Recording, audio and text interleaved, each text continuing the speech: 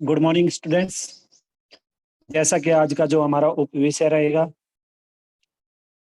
आपके पाठ्यक्रम में जो पूर्व पाठ्य पुस्तक है विधान भाग 1, तो इससे राजस्थान की रजत बूंदे जो दूसरा अध्याय है, अनुपम मिश्र के द्वारा रचित है ये, और हमारे पाठ्यक्रम में ये निबंध के रूप में है। ये राजस्थान की रजत बूंदे जो नामक पाठ है, ये कैसी विधा है, ये है निबंध के रूप में। और इस निबंध के माध्यम से लेखक ने यही बताने का प्रयास किया है कि कम पानी वाले क्षेत्रों में यदि बरसात की नमी को इकट्ठा करके कुइयों का निर्माण किया जाए तो पीने की पानी की समस्या से काफी हद तक निपटा जा सकता है। लेखक ने इस पाठ के माध्यम से राजस्थान में पीने का पानी प्राप्त करने के पुराने साधन का बारे में भी बताया है। लेखक ने बताया कि कुएं बनाने के इस साधन का प्रयोग आज भी होता है, और इस पाठ में राजस्थान में कुइयों के निर्माण की प्रक्रिया, कुएं और कुएं में अंतर, और कुएं बनाने वाले जो कारीगर होते हैं, दक्षतम चेजारो जिन्हें बोलते हैं, दक्षतम चेजारो की मेहनत के बारे में बताया है। पानी के मुख्यतः 3 रूप इन्होंने बताए हैं। लेखक ने इस अध्याय में पानी के 3 रूप बताए हैं। 3 रूप कौन कौन से? एक है पालक पानी, दूसरा है पाताल पानी, और तीसरा है रेजानी पानी। इस तरह से लेखक ने बताया कि कुएं खोदने और चिनाई के लिए ईंटों, घास, लकड़ी के लट्ठों का प्रयोग किया जाता है। और अंत में लेखक ने यही बताया कि पानी के महत्व को हमें किस प्रकार से समझना चाहिए। कहने का तात्पर्य ये है कि लेखक ने अंत में पानी के महत्व को दर्शाया। इस पाठ में पानी के महत्व के संदर्भ में बताया कि पानी का हमारे जीवन में कितना महत्व होता है। ठीक है, चाहे वो बरसात का पानी हो, चाहे वो कुएं का पानी हो, चाहे वो कुएं का पानी हो, कोई भी पानी हो, उसका कितना महत्व होता है। ठीक है, और इस तरह से लेखक के अनुसार पानी की प्रत्येक बूंद का महत्व लेखक ने हमें बताया है, दर्शाया हमारे समक्ष। और इसे हमें कभी भी व्यर्थ नहीं गंवाना चाहिए। अब आप देखोगे कई बार शहरों में भी, गांव में सुबह नलकूप चलते रहते हैं, ट्यूबवेल है जो वो चलते रहते हैं, लगातार बंद ही नहीं करते, बेवजह गलियों में पानी छिड़कते रहते हैं, 2-2 3-3 घंटे चलते रहते हैं। ठीक है, तो इस तरह से जो समझदार व्यक्ति होते हैं वो क्या करते हैं, जितने पानी का उन्हें सदुपयोग करना है, जितने की उन्हें आवश्यकता है, वो उतना वो पानी निकालते, बाकी वो सुरक्षित रखते हैं। लेकिन थोड़े से जो व्यर्थ में जो ज्यादा पैसे वाले, अपने आप को पैसे वाले समझते हैं, या फिर कुछ और अन्य तरीके से जिसमें बुद्धि का प्रयोग वो ठीक तरह से नहीं कर पाते, वो लोग क्या करते हैं, पानी को व्यर्थ में गवाते रहते हैं। तो इस अध्याय में कहने का तात्पर्य ये लेखक का कि इसमें लेखक ने पूरा का पूरा जो निचोड़ बताया है, वो राजस्थान में किस प्रकार से कुएं बनते हैं, कुइयां बनती है, उनके जो कारीगर होते हैं वो किस तरह से अपनी जान जोखिम में डालकर उनका निर्माण करते हैं। और पानी जब भी बारिशें होती है तो राजस्थान में क्या करते हैं, वो एकत्रित कर लेते हैं पानी को, और फिर सिंचाई के काम भी आ जाता है, और वो क्या हो जाता है, पीने के काम भी आ जाता है। आजकल तो ये समरसेबल ट्यूबवेल हो गए। ठीक है, जितना खोदोगे उतना पानी निकल जाएगा।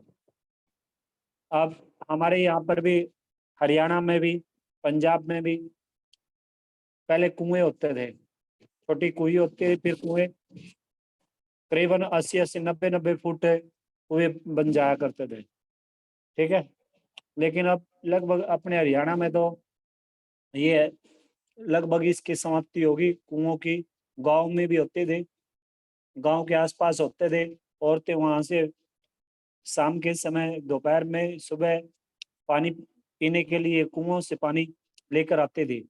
और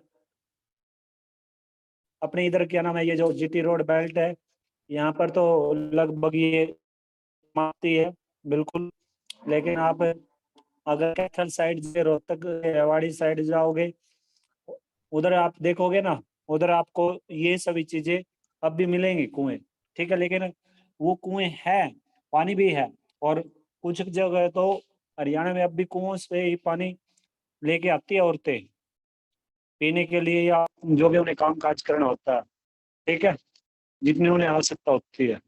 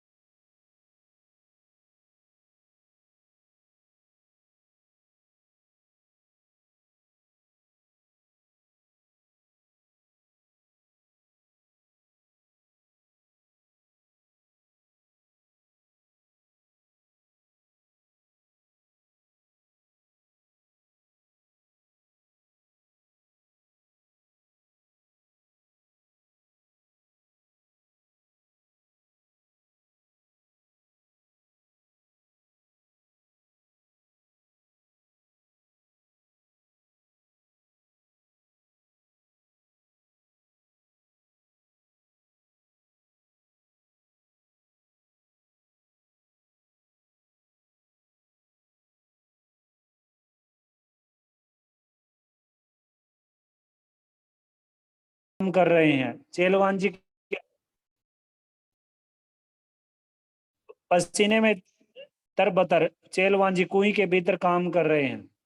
तरबतर होता है भीगना, पूरी तरह से ऊपर से नीचे तक पसीने से में भीग जाना। चेलवांजी राजमिस्त्री को बोलते हैं, अर्थात कुएं की खुदाई खुदाई और चिरनाई करने वाले जो मिस्त्री होते हैं, जो लोग होते हैं, उन्हें चेलवांजी बोला जाता है।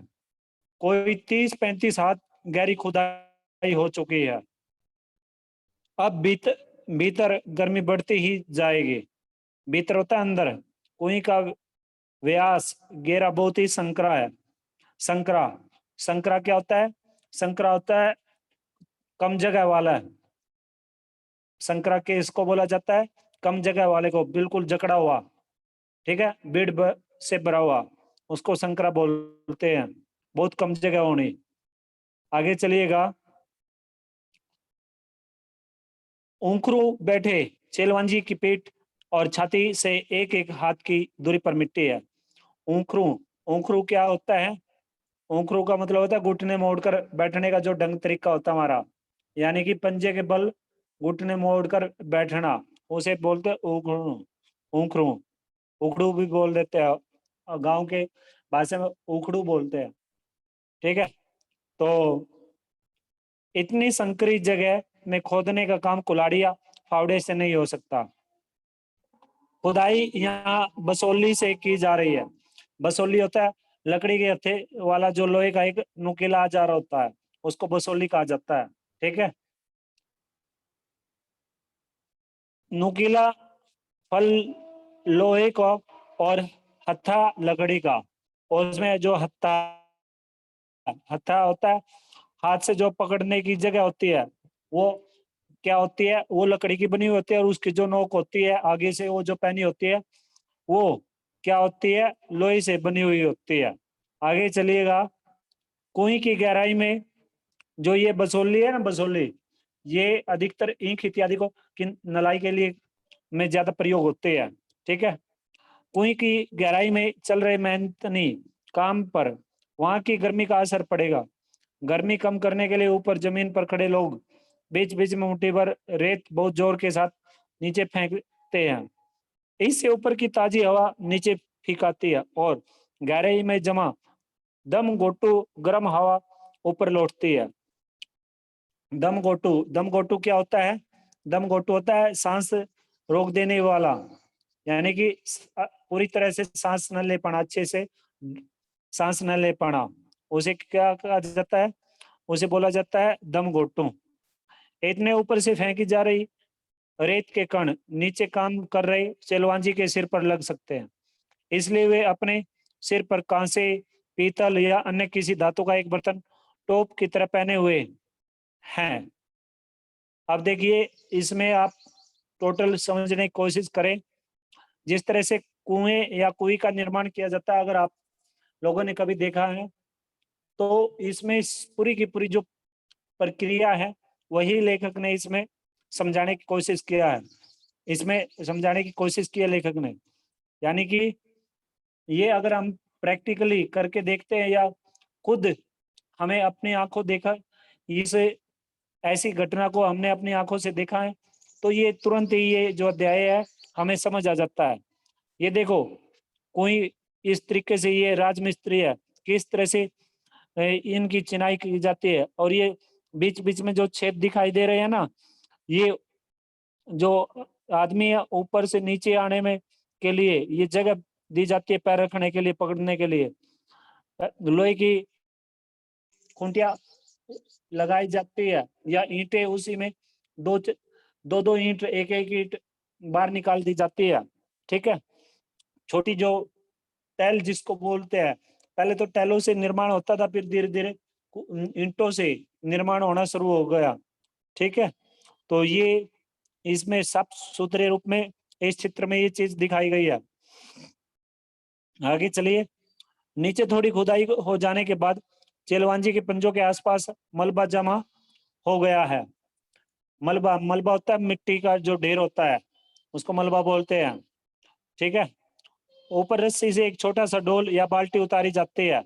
ये देखो, मिस्त्री हाथों में ऊपर से रस्सी बांध के नीचे लटका दी गई है, और मिस्त्री क्या करता है इसमें, वो ये जो मलबा है ये भरता है, और फिर ऊपर जो आदमी खड़े होते हैं वो रस्सी से उस बाल्टी को ऊपर और खींचते हैं, और उसमें से वो मलबा बाहर निकाल कर फिर दोबारा से पुनः मिस्त्री के पास पहुंचा देते हैं।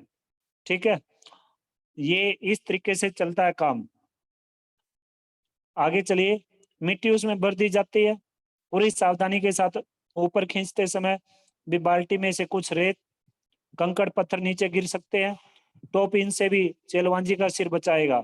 ये देखो, टोप पहन रखा है, ये तो इसमें तो टोप दिखाया गया है, लेकिन ज्यादातर मैंने जो देखा है कुएं का निर्माण कर जब हुआ है, क्योंकि ये तो अब पिछले 10-12-13 सालों से इनकी अपने हरियाणा इस पे जीटी रोड बेल्ट पे ये जो समर्सिबल ट्यूबवेल ने इनकी जगह ले ली है, तो क्या होता था, वो अधिकतर टोप वोप नहीं पहनते थे, वो ऐसे ही चलते थे। और क्या होता था, जब भी मान लीजिए पानी कम हो जाता है तो वो क्या करते हैं, जिसकी भी कुएं से या कुएं से पानी कम हो जाता था तो उसे 10 या 12 फुट की उसकी खुदाई करा लेते थे, उसे पक्का करा देते थे फिर। ठीक है, तो आपस में भी पहले तो कुछ लोग तो क्या करते थे, मिस्त्रियों को बुला लेते थे जिनके पास पैसे की व्यवस्था ठीक ठाक है। कुछ लोग क्या करते थे, अपने अड़ोसी पड़ोसी का सही, अपने अड़ोसी पड़ोसी के सहयोग से वो करते थे, क्या नाम है, उसकी खुदाई कर देते थे, और चिनाई भी अपने आप ही कर लेते थे। और फिर इस खुशी में वो क्या करते थे, जब तक उसकी कुएं की या कुएं की खुदाई या चिनाई चलती रहती थी, चाहे अड़ोसी पड़ोसी है या फिर मिस्त्री है, ठीक है, मिस्त्री के साथ अन्य जो सहयोगी गण है, तो उनके लिए सुबह हलवा बनता था। हलवा देसी घी का हलवा बनाया जाता था। ठीक है, तो हलवा खीर चलती थी जब तक वो नहीं होता था, क्या नाम है, वो जो काम है कुएं का या कुई का, वो पूरा नहीं हो जाता, समाप्त नहीं हो जाता था, तब तक हलवा या ये चलता था। एक समय तो पक्का था, चाहे सुबह के समय या फिर शाम को। ठीक है, क्योंकि ये चीजें मैंने खुद अपनी आंखों से देखी है। ठीक है, तो आगे चलिए। पूरी सावधानी के साथ ऊपर खींचते समय भी बाल्टी में से कुछ रेत कंकड़ पत्थर नीचे गिर सकते हैं। टोप इनसे भी चेलवांजी का सिर बचाएगा। चेलवांजी यानी चेजारो, कुएं की खुदाई और एक विशेष तरह की चिनाई करने वाला दक्षतम लोग। दक्षतम, दक्षतम क्या होता है, जो अपने काम को अच्छी तरह से करने वाले होते हैं, जो निपुण होते हैं, एक्सपर्ट जिनको बोलते हैं अंग्रेजी में। ठीक है, यह काम चेजा कहलाता है। चेजा क्या होता है, चेजा होता है कुएं की खुदाई व चिनाई का जो काम काज होता है ना, उसको ही चेजा बोलते हैं। उसे ही क्या बोलते हैं, चेजा बोलते हैं। ठीक है, चेजारो जिस कुएं को बना रहे हैं वह भी कोई साधारण ढांचा नहीं है। कुएं यानी बहुत ही छोटा सा कुआं। कुआं पुल्लिंग है, कुएं स्त्रीलिंग है। यह छोटी भी केवल व्यास में ही है, गहराई तो इस कुएं की कहीं से कम नहीं है। राजस्थान में अलग अलग स्थानों पर एक विशेष कारण से कुइयों की गहराई कुछ कम ज्यादा होती है। कुएं एक और अर्थ में कुएं से बिल्कुल अलग है। कुआं भूजल को पाने के लिए बनता है, पर कुएं भूजल से ठीक वैसे नहीं जुड़ती जैसे कुआं जुड़ता है। कुएं वर्षा के जल को बड़े विचित्र ढंग से समेटती है, तब भी जब वर्षा ही नहीं होती, यानी कुएं में न तो सतह पर बहने वाला पानी है न भूजल है। यह तो नेति नेति जैसा कुछ पेचीदा मामला है। नेति नेति क्या होता है, नेति नेति का मतलब होता है जिसका अंत ना हो, एंडिंग ना हो। पेचीदा होता है मुश्किल, पेचीदा क्या होता है, मुश्किल, जटिल। ठीक है, आगे चलिएगा। मरुभूमि में रेत का विस्तार।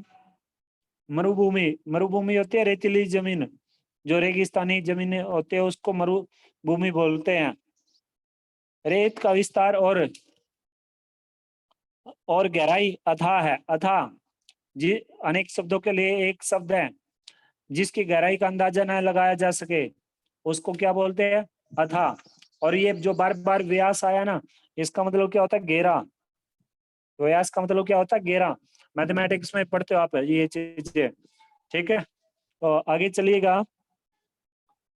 यहाँ वर्षा अधिक मात्रा में भी हो तो उस भूमि में समा जाने में देर नहीं लगती, पर कहीं कहीं मरुभूमि में रेत की सतह के नीचे प्राय 10-15 हाथ से 50-60 हाथ नीचे खड़िया पत्थर की एक पट्टी चलती है। यह पट्टी जहां भी है काफी लंबी चौड़ी है, पर रेत के नीचे दबी रहने के कारण ऊपर से दिखती नहीं है। ऐसे क्षेत्रों में बड़े कुएं खोदते समय मिट्टी में हो रहे परिवर्तन से खड़िया पट्टी पता चल जाता है। बड़े कुओं में पानी तो 150-200 हाथ पर निकल ही आता है, पर वह प्राय खारा होता है, इसलिए पीने के काम में नहीं आ सकता। इसलिए पीने के काम में नहीं आ सकता, बस तब इन क्षेत्रों में कुइयां बनाई जाती है। पट्टी खोजने में पीढ़ियों का अनुभव भी काम आता है। बरसात का पानी किसी क्षेत्र में एकदम बैठे नहीं तो पता चल जाता है कि रेत के नीचे ऐसी पट्टी चल रही है। यह पट्टी वर्षा के जल को गहरे खारे भूजल तक जाकर मिलने से रोकती है। ऐसी स्थिति में उस बड़े क्षेत्र में वर्षा पानी भूमि की रेतीली सतह और नीचे जल चल रही पथरीली पट्टी के बीच अटक कर नमी की तरह फैल जाता है। तेज पड़ने वाली गर्मी में इस नमी की भाप बनकर उड़ जाने की आशंका उठ सकती है, पर ऐसे क्षेत्रों में प्रकृति की एक और अनोखी उदारता काम करती है। रेत के कण बहुत ही बारीक होते हैं, वे अन्यत्र मिलने वाली मिट्टी के कणों की तरह एक दूसरे से चिपकते नहीं। जहां लगाव है वहां अलगाव भी होता है। जिस मिट्टी के कण परस्पर चिपकते हैं वे अपनी जगह भी छोड़ते हैं और इसलिए वहां कुछ स्थान खाली छूट जाता है।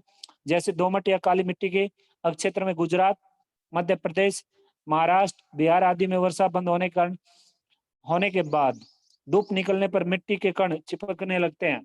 यानी कहने का तात्पर्य ये है, अब आप ये देखोगे, ये जो मिट्टी है ना, मिट्टी अलग अलग प्रकार की पाई जाती है। अब ये जो जैसे ये 4-5 राज्यों के नाम लिए हैं, यहाँ पर काली मिट्टी पाई जाती है, कहीं बुरी मिट्टी होगी, कहीं रेतीली मिट्टी मिलती है। जैसे बांगर खादर ये पढ़ कर आए हो ना आप एसएस में, बांगर की जमीन और खादर की जमीन, उसमें क्या अंतर बताया जाता है। ठीक है, तो ऐसे ही ये जगह जगह पर अलग अलग राज्यों में आपको ये जो मिट्टी है, मिट्टी अलग अलग रूप में देखने को मिलेगी। मिट्टी जो शब्द हो गया, ये जातिवाचक संज्ञा हो गया, क्योंकि अलग अलग प्रकार की मिट्टी होगी। कोई एक विशेष मिट्टी का नाम अगर दिया जाता है तो वो व्यक्तिवाचक में जाता है, ये आपको पता भी है। ठीक है, तो इस तरह से आगे चलिएगा आप। वे अपनी जगह भी छोड़ते हैं और इसलिए वहां कुछ स्थान खाली छूट जाता है। जैसे दोमट या काली मिट्टी के क्षेत्र में गुजरात, मध्य प्रदेश, महाराष्ट्र, बिहार आदि में वर्षा बंद होने के बाद धूप निकलने पर मिट्टी के कण चिपकने लगते हैं और धरती में, खेत और आंगन में दरारें पड़ जाते हैं। अब जैसे दरारें आप देखोगे, अब बारिश नहीं हो रही है, बिल्कुल भी बारिश नहीं है। हम सुबह से और अगली सुबह तक ताकते रहते हैं बादलों की ओर, राम जी को कोसते रहते हैं, लेकिन इसमें राम जी का कोई दोष नहीं है। राम जी का ये तो कारोबार किसका है, ये तो इंद्रदेव का है, राम जी का कारोबार थोड़े ही है ये। तो आप देखोगे खेतों में, आप जैसे धान लगे हुए हैं तो दरारें, मोटी मोटी दरारें खेतों में दिखाई देनी शुरू हो जाती है, अगर 3-4 दिन उसमें उस धान की, उस खेत की सिंचाई ना हो। ठीक है, जैसे बारिश होती है तो वो दरारें या उसमें दरारें भरने में भी काफी समय लगता है। ठीक है, तो आगे चलिएगा आप। धरती की संचित नमी इन दरारों से गर्मी पड़ते ही वाष्प बनकर वापस वातावरण में लौटने लगती है। वाष्प क्या होता है, भाप बनकर। ठीक है, और पर यहाँ बिखरे रहने में ही संगठन है। संगठन का मतलब क्या होता है, एक होकर रहना, मिलजुल कर रहना। मरुभूमि में रेत के कण समान रूप से बिखरे रहते हैं, यहाँ परस्पर लगाव नहीं, इसलिए अलगाव भी नहीं होता। पानी गिरने पर कण थोड़े भारी हो जाते हैं पर अपनी जगह नहीं छोड़ते, इसलिए मरुभूमि में धरती पर दरारें नहीं पड़ती। भीतर समाया वर्षा का जल भीतर ही बना रहता है, एक तरफ थोड़े नीचे चल रही पट्टी इसकी रखवाली करती है, तो दूसरी तरफ ऊपर रेत के असंख्य कणों का कड़ा पैरा बैठा रहता है। इन हिस्सों में बरसी बूंद बूंद रेत में समाकर नमी में बदल जाती है। अब यहाँ कोई बन जाए तो उसका पेट, उसकी खाली जगह चारों तरफ रेत में समाई नमी को फिर से बूंदों में बदलती है। बूंद बूंद रिसती है और कुएं में पानी जमा होने लगता है। खारे पानी के सागर में अमृत जैसा मीठा पानी। इस अमृत को पाने के लिए मरुभूमि के समाज ने खूब मंथन किया है। अपने अनुभव को व्यवहार में उतारने का पूरा एक शास्त्र विकसित किया है। अब देखो, शास्त्र क्या होता है? शास्त्र होता है किसी विशेष विषय पर लिखित रूप में या मौखिक जो ज्ञान होता है उसको शास्त्र बोलते हैं। कोई विशेष विषय है और उस विशेष विषय से संबंधित जो लिखित रूप में जो नॉलेज होता है या मौखिक रूप में जो नॉलेज होता है उसको ही शास्त्र बोला जाता है। जैसे कई बार बोलते नहीं, शास्त्रों में ये बताया गया, ये बताया गया। आगे चलिएगा, किया है इस शास्त्र ने समाज के लिए उपलब्ध पानी की तीन रूपों में उपलब्ध पानी को 3 रूपों में बांटा है। पहला रूप है पालर पानी। पहला रूप क्या दे दिया इन्होंने? पालर पानी। ठीक है, तो इस तरह से अब आप देखोगे ये जो तीनों के तीनों रूप हैं, पालर पानी क्या होता है। पालर पानी ये समझने की कोशिश कर लेना, बताऊंगा तीनों के बारे में आपको।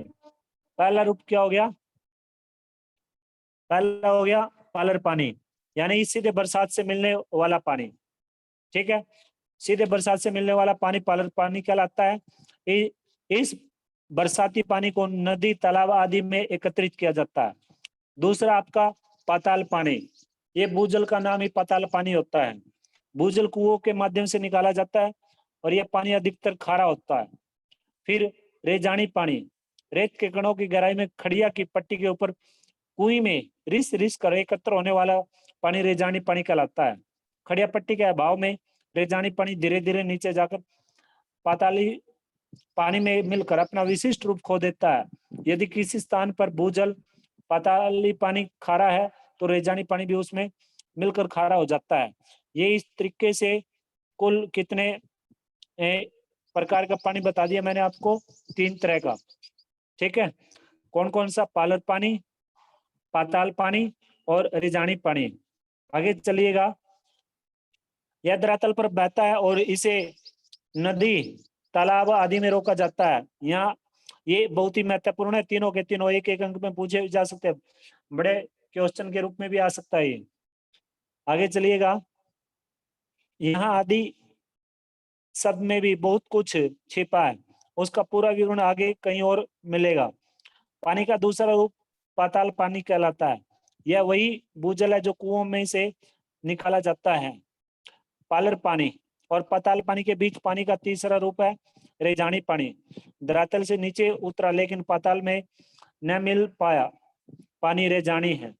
वर्षा की मात्रा नापने में भी इंच या सेंटीमीटर नहीं बल्कि रेजा शब्द का उपयोग होता है। किसका, कौन से शब्द का प्रयोग होता है, रेजा शब्द का।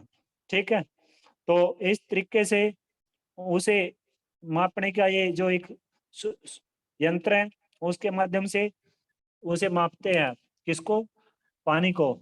ठीक है, तो आगे चलिएगा आप, आगे है पालर पानी और वर्षा की मात्रा नापने भी इंच या सेंटीमीटर नहीं बल्कि रेजा शब्द का प्रयोग होता है।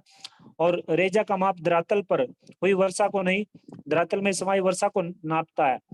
मरुभूमि में पानी इतना गिरे कि 5 अंगुल भीतर समा जाए। अंगुल होता है अंगुली, अंगुल क्या होता है, अंगुली। तो उस दिन की वर्षा को 5 अंगुल रेजो कहेंगे। रेजानी पानी खड़िया पट्टी के कारण पाताली पानी से अलग बना रहता है। ऐसी पट्टी के अभाव में रेजानी पानी धीरे धीरे नीचे जाकर पाताली पानी में मिलकर अपना विशिष्ट रूप खो देता है। यदि किसी जगह भूजल पाताली पानी खारा है तो रेजानी पानी भी उसमें मिलकर खारा हो जाता है। देखिए इसमें ये 3 तरह के, जो 3 तरह का पानी है उसके संदर्भ में हम जानकारी प्राप्त कर चुके हैं। आगे है, इस विशिष्ट रेजानी पानी को समेट सकने वाली कुएं बनाना सचमुच एक विशिष्ट कला है। 4-5 हाथ के व्यास की कुएं को 30 से 60-65 हाथ की गहराई तक उतारने वाले चेजारो कुशलता और सावधानी की पूरी ऊंचाई नापते हैं। चेजो यानी चिनाई का श्रेष्ठतम काम कुएं का प्राण है। इसमें थोड़ी सी भी चूक चेजारों के प्राण ले सकती है। हर दिन थोड़ी थोड़ी खुदाई होती है, डोल से मलबा निकाला जाता है और फिर आगे की खुदाई रोककर अब तक हो चुके काम की चिनाई की जाती है ताकि मिट्टी बस के धंसे नहीं। बाकी करेंगे कल। यहाँ तक ये इस अध्याय को पढ़ लेना, आपको अच्छे से समझ आ गया होगा उम्मीद है मुझे। तो अगर नहीं समझ आया दोबारा पूछ लेना।